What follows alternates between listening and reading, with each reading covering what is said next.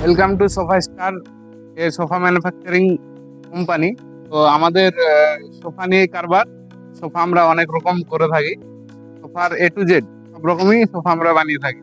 আজকে কাস্টমারের রিকোয়ারমেন্ট অনুযায়ী একটা সুন্দর একটা সোফা বানিয়েছি। এখানে সুন্দর একটু কার্ভ দিয়ে এবং সাইডে গোল্ডেনের টাচ দিয়ে সুন্দর একটা ফিনিশিং নিয়ে আসা হয়েছে। তো এখানে তারপরে সিটে সুন্দর সেলাই দেওয়া আছে, এখানে বাটন সিস্টেম করা আছে এবং এই বালিশটা আমাদের নিজের মতো করে সুন্দর করে ডিজাইনটা করেছি। এতে চেন দেওয়ার সিস্টেম আছে, এটা পরিষ্কার করে নেওয়া হবে খোলার পরে।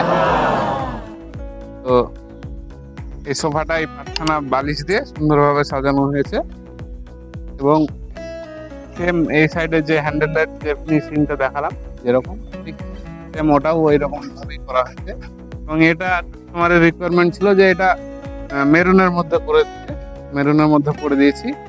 এরকম সোফা আমাদের কাছে কালার অনেকই অ্যাভেলেবেল। এখানে আমি কালারও আপনাদেরকে দেখিয়েছি। এই টাইপের যে আমাদের কাছে কাপড়ের ক্যাটালগুলো থাকে, এগুলো দেখিয়ে দেখিয়ে আমরা অনেক রকম মডেলগুলো আমরা বানিয়ে থাকি।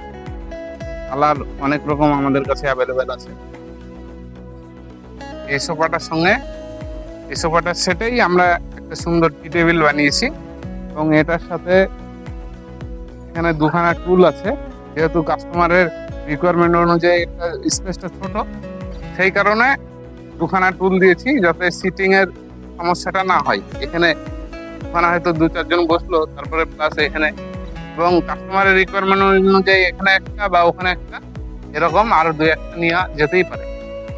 তো এই টাইপের সোফাগুলো আমরা আপাতত বানিয়ে থাকি। আপনাদের যদি কিছু রিকোয়ারমেন্ট থাকে অবশ্যই আমাদের সঙ্গে যোগাযোগ করবেন।